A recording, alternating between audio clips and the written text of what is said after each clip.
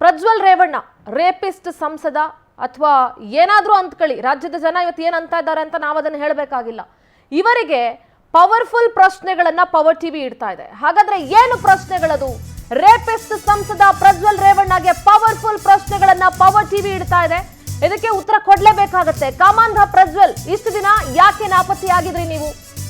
ಲೈಂಗಿಕ ದೌರ್ಜನ್ಯದ ಬಗ್ಗೆ ಒಂದು ಸಣ್ಣ ಕ್ಷಮೆ ಕೂಡ ಕೇಳಲಿಲ್ವಲ್ಲ, ಯಾಕೆ ಸ್ವಾಮಿ? ವಿದೇಶದಲ್ಲಿದ್ದೀನಿ ಅಂತ ನಾಟಕ ಆಡ್ತಿದ್ದೀರಾ? ತಪ್ಪೇ ಮಾಡಿಲ್ಲ ಅಂದ್ರೆ ಪ್ರಜ್ವಲ್ಗೆ ಭಯ ಯಾಕೆ? ಅವತ್ತೇ ಬಂದು ಡೈರೆಕ್ಟ್ ಆಗಿ ಫೇಸ್ ಮಾಡಬಹುದಾಗಿತ್ತಲ್ಲ. ಇಷ್ಟೆಲ್ಲ ಆದ್ರೂ ಕೂಡ ಯಾಕೆ ಸರೆಂಡರ್ ಆಗ್ತಾ ಇಲ್ಲ? 7 ದಿನಗಳ ಸಮಯಾವಕಾಶ ಕೇಳಿದ್ಯೇನಕ್ಕೆ? ಯಾಕೆ ಸರೆಂಡರ್ ಆಗ್ತಾ ಇಲ್ಲ? ಮೇ 31ಕ್ಕೆ ಬರ್ತಾನೆ ಅನ್ನೋದನ್ನ ಹೇಗ್ ನಂಬೋದು? 7 ದಿನಗಳ ಟೈಮ್ ತಗೊಂಡು ಬರ್ಲಿಲ್ಲ, ಈಗ ಮೇ 31 ಅನ್ನೋದನ್ನ ಹೇಗ್ ನಂಬೋದು? ಕೋರ್ಟ್ ಮೇಲೆ ನಂಬಿಕೆ ಇದ್ದಿದ್ರೆ ಓಡ್ ಹೋಗಿದ್ ಯಾಕೆ? ವಿಚಾರ ಗೊತ್ತಿದ್ಮೇಲಾದ್ರೂ ವಾಪಸ್ ಬರಬಹುದಾಗಿತ್ತಲ್ಲ. ಪ್ರಜ್ವಲ್ ಇರೋ ಸ್ಥಳದ ಬಗ್ಗೆ ಬಹಿರಂಗ ಯಾಕೆ ಪಡಿಸ್ತಾ ಇಲ್ಲ? ನೀವು ಯಾವ ಜಾಗದಲ್ಲಿದ್ದೀರಿ ಅಂತ ಯಾಕೆ ಅದನ್ನ ಹೇಳ್ತಾ ಇಲ್ಲ? ತಾತ ಅಪ್ಪನ ಕ್ಷಮೆ ಕೇಳಿದ್ದು, ಅವರ ಮಾತಿಗೆ ಬೆಲೆ ಕೊಟ್ಟಿಲ್ಲ ಯಾಕೆ? ಅವ್ರು ಕರೆದಾಗ ಯಾಕೆ ಬರ್ಲಿಲ್ಲ? SIT ರಚನೆ ಆದ ಬಳಿಕ 7 ದಿನ ಟೈಮ್ ಕೇಳಿದ್ರಿ, ಇಲ್ಲಿವರೆಗೂ ಯಾಕೆ ಬರ್ಲಿಲ್ಲ? ಇನ್ನೂ ಆ 7 ದಿನ ಆಗಿಲ್ವಾ ಅಂತ ಸುಳ್ಳು ಪ್ರಕರಣ ಅಂತಿದ್ದೀರಲ್ಲ. ಆದ್ರೆ 31 ದಿನಗಳಿಂದ ತಲೆ ಮರೆಸ್ಕೊಂಡಿರೋದು ಯಾಕೆ? ಯೂಟ್ಯೂಬ್ ನೋಡಿ ತಿಳಿದುಕೊಂಡೆ ಅಂತ ಹೇಳಿದ್ರಿ, ಯಾಕೆ ಅವತ್ತೇ ಸ್ಪಷ್ಟನೆ ಕೊಡ್ಲಿಲ್ಲ? ಒಂದು ಲೈವ್ ಬರ್ಬೋದಾಗಿತ್ತಲ್ಲ. ವಿದೇಶಿ ಪ್ರವಾಸ ಪೂರ್ವ ನಿಗದಿಯಾಗಿದ್ರೆ ಪ್ರಕರಣ ಗೊತ್ತಾಗಿದ ತಕ್ಷಣ ಯಾಕೆ ಬರ್ಲಿಲ್ಲ? ಕಾಂಗ್ರೆಸ್ನ ನವೀನ್ ಗೌಡ ಸೇರಿ ಹಲವರ ವಿರುದ್ಧ ನೀವು ದೂರು ಯಾಕೆ ಕೊಟ್ರಿ? ಕಂಪ್ಲೇಂಟ್ ಯಾಕೆ ಫೈಲ್ ಮಾಡಿದ್ರಿ? ಈಗಲೂ ಕೂಡ ಎಲ್ಲಿದ್ದೀನಿ ಅಂತ ಹೇಳೋದಕ್ಕೆ ಯಾಕೆ ಹಿಂದೇಟು? ಇಷ್ಟು ಪ್ರಶ್ನೆಗಳನ್ನ, ಇಷ್ಟು ಪವರ್ಫುಲ್ ಪ್ರಶ್ನೆಗಳನ್ನ ಪವರ್ ಟಿವಿ ಇಡ್ತಾ ಇದೆ ಪ್ರಜ್ವಲ್ ರೇವಣ್ಣ ಅವ್ರಿಗೆ. ಯಾವ ಪ್ರಶ್ನೆಗಳನ್ನು ಕೂಡ ನೀವು ತೆಗೆದು ಹಾಕೋದಕ್ಕಾಗಲ್ಲ ರೀ. ಜನರು ಬುದ್ಧಿವಂತರಿದ್ದಾರೆ, ಜನರೇನ್ ದಡ್ಡಲ್ಲ. ನಿಮ್ಮನ್ನ ಮತ ಹಾಕಿ ನಿಮ್ಮನ್ನ ಗೆಲ್ಸಿ ಇಷ್ಟೆಲ್ಲ ಆಗಿ ಇಷ್ಟೆಲ್ಲ ನೋಡ್ತಾ ಇರುವಂತಹ ಕರ್ನಾಟಕದ ಜನ ಯಾರು ಮುಟ್ಟಾಳ್ರು ಅಲ್ಲ, ಮೂರ್ಖರು ಅಲ್ಲ. ಅರ್ಥ ಆಗುತ್ತೆ ನೀವ್ ಏನ್ ಹೇಳ್ತಿದ್ದೀರಾ ಅಂತ. ಜನಗಳಿಗೂ ಕೂಡ ಲಾ ಪಾಯಿಂಟ್ ಅರ್ಥ ಆಗುತ್ತೆ. ಯೂಟ್ಯೂಬ್ ನೋಡಿ 3-4 ದಿವಸಕ್ಕೆ ಗೊತ್ತಾಯ್ತು ಅಂತ ಹೇಳಿದ್ರಿ. ಗೊತ್ತಾದ್ಮೇಲೆ ವಾಪಸ್ ಬರ್ಬೋದಾಗಿತ್ತಲ್ಲ. ನಿಮ್ಮ ವಿದೇಶ ಪ್ರವಾಸವನ್ನ ಕ್ಯಾನ್ಸಲ್ ಮಾಡಿಕೊಂಡು ದೇವೇಗೌಡರು ಲೆಟರ್ ಕೊಟ್ಟ ಮೇಲಾದ್ರೂ ಬರ್ಬೋದಾಗಿತ್ತು. ನಿಮ್ಮ ತಂದೆಯವರು ಅರೆಸ್ಟ್ ಆಗಿ ಜೈಲ್ಗೆ ಹೋದಾಗ್ಲಾದ್ರೂ ಬರ್ಬೇಕಾಗಿತ್ತು.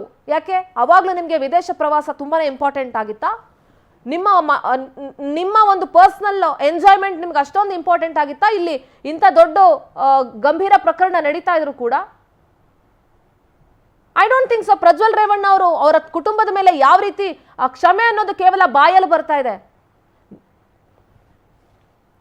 ಇನ್ನೊಂದ್ಸಲಿ ಕೇಳಿಸ್ಕೊಳ್ಳೋಣ. ಪವರ್ಫುಲ್ ಪ್ರಶ್ನೆಗಳನ್ನ ಪವರ್ ಟಿವಿ ಇಡ್ತಾ ಇದೆಯಲ್ಲ, ಆ ಪ್ರಶ್ನೆಗಳಿಗೆ ಪ್ರಜ್ವಲ್ ರೇವಣ್ಣನ ಮಾತುಗಳಿಂದ ಹುಟ್ಕೊಂಡಿರೋದು ಆ ಪ್ರಶ್ನೆಗಳು. ಸೊ ಅವ್ರು ಏನ್ ಮಾತನಾಡಿದಾರೆ ಇನ್ನೊಂದ್ಸಲಿ ಕೇಳಿಸ್ಕೊಳ್ಳೋಣ. ಎಲ್ಲರಿಗೂ ನಮಸ್ಕಾರ. ಮೊದಲನೇದಾಗಿ ನನ್ನ ತಂದೆ ತಾಯಿಗೆ, ತಾತಂಗೆ ಹಾಗೂ ನನ್ನ ಕುಮಾರನಿಗೆ ಮತ್ತು ನಾಡಿನ ಜನತೆಗೆ ಹಾಗೂ ಎಲ್ಲ ನನ್ನ ಕಾರ್ಯಕರ್ತರಿಗೆ ಕ್ಷಮಾಪಣೆ ಕೇಳ್ತಾ, ನಾನು ಫಾರಿನಲ್ಲಿ ಎಲ್ಲಿದ್ದೀನಿ ಅಂತ ಸರಿಯಾಗಿ ಮಾಹಿತಿ ಕೊಡದೇ ಇರೋದಕ್ಕೆ ಇವತ್ತು ಮಾಹಿತಿ ಕೊಡೋದಕ್ಕೆ ಬಂದಿದ್ದೀನಿ. ಏನು 26ನೇ ತಾರೀಕು ಚುನಾವಣೆ ನಡೀತು.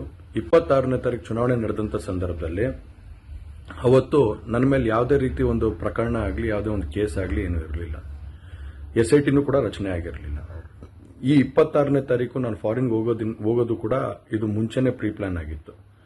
ಹಾಗಾಗಿ ನಾನು ಫಾರಿನ್ ಹೊರಟಾದ ಮೇಲೆ 3-4 ದಿನದ ನಂತರ ನಾನು ಯೂಟ್ಯೂಬ್ ನೋಡುವಂಥ ಸಂದರ್ಭದಲ್ಲಿ, ನ್ಯೂಸ್ ಚಾನೆಲ್ ನೋಡುವಂಥ ಸಂದರ್ಭದಲ್ಲಿ ನನಗೆ ಈ ಮಾಹಿತಿ ದೊರಕುವಂಥ ಕೆಲಸ ಆಯಿತು. ಮಾಹಿತಿ ದೊರಕಿದ ಮೇಲೆ ನಂತರ SITನೂ ಕೂಡ ಏನು ಒಂದು ನೋಟಿಸ್ ಕೊಡುವಂಥ ಕೆಲಸ ಮಾಡಿತು. ಆ SIT ನೋಟಿಸ್ಗೂ ಕೂಡ ನಾನು ಎಕ್ಸ್ ಖಾತೆ ಮುಖಾಂತರ ಮತ್ತು ನನ್ನ ಲಾಯರ್ ಮುಖಾಂತರ ನಾನು 7 ದಿನ ಸಮಯ ಅವಕಾಶ ಕೇಳಿದ್ದೆ. 7 ದಿನ ಸಮಯ ಅವಕಾಶ ಕೇಳಿದ ಮೇಲೆ ಕೂಡ ಅದು ಮಾರನೇ ದಿನನೇ ಏನು ಕಾಂಗ್ರೆಸ್ಸಿನ ಹಿರಿಯ ನಾಯಕರಾದಂಥ ರಾಹುಲ್ ಗಾಂಧಿ ಅವರು ಮತ್ತು ಹಾಗೂ ಎಲ್ಲ ಹಿರಿಯ ನಾಯಕರುಗಳು ಏನು ಓಪನ್ ವೇದಿಕೆಗಳಲ್ಲಿ ಈ